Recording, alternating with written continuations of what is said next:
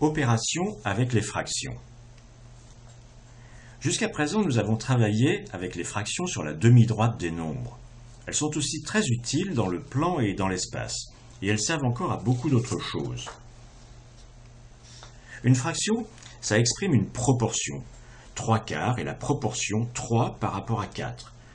On le note aussi 0,75 puisqu'il s'agit d'un nombre décimal, et parfois on l'écrit même 75%, ça veut dire exactement la même chose. 75 divisé par 100, ça s'écrit 75%. Prenons un exemple. Supposons que j'ai une recette de gâteau pour 4 personnes. La recette dit qu'il faut 4 œufs, 150 g de sucre, 500 g de farine, 125 g de beurre, un peu de sel et de levure. Comment modifier mes quantités pour faire un gâteau pour 3 personnes? Eh bien, on va prendre la proportion 3/4, c'est-à-dire 0,75 si on préfère, de chaque quantité.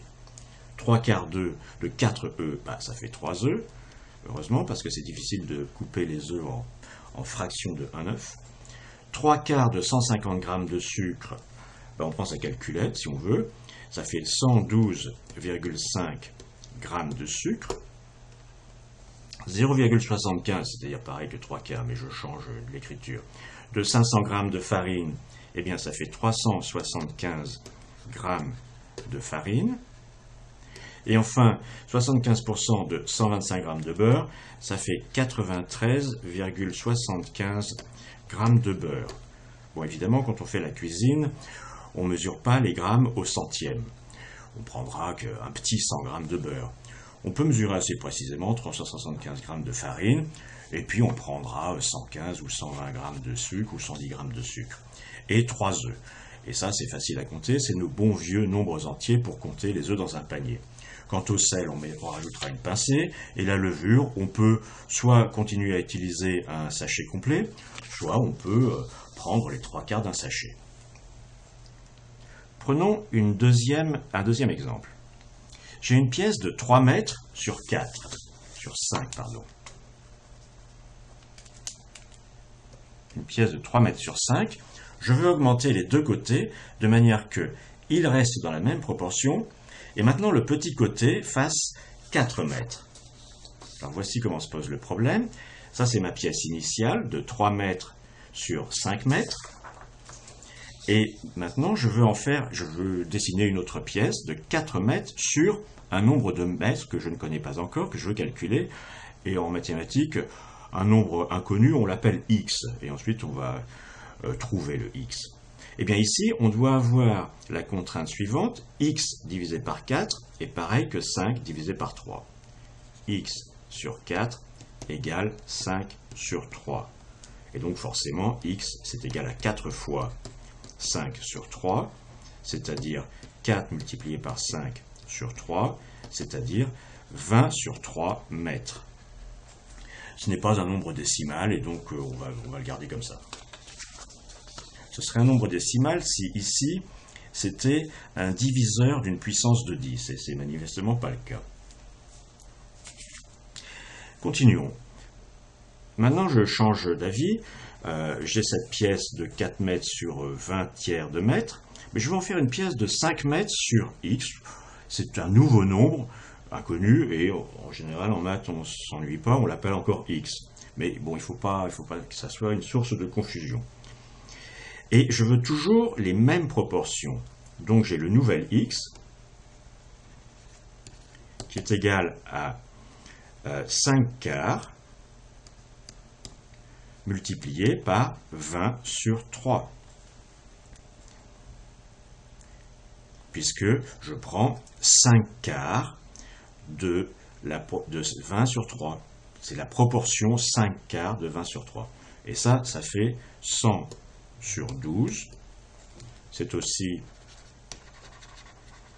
50 sur 6. Et encore, et même 25 sur 3 mètres. Ce n'est pas un nombre décimal non plus, et donc on va le garder comme ça. Alors je vais terminer avec un exemple complètement différent.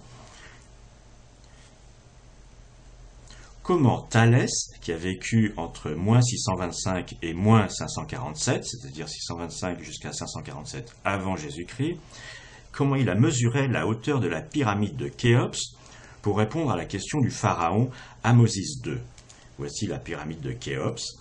Eh bien, Thalès, il a été capable de mesurer la hauteur de cette pyramide ici.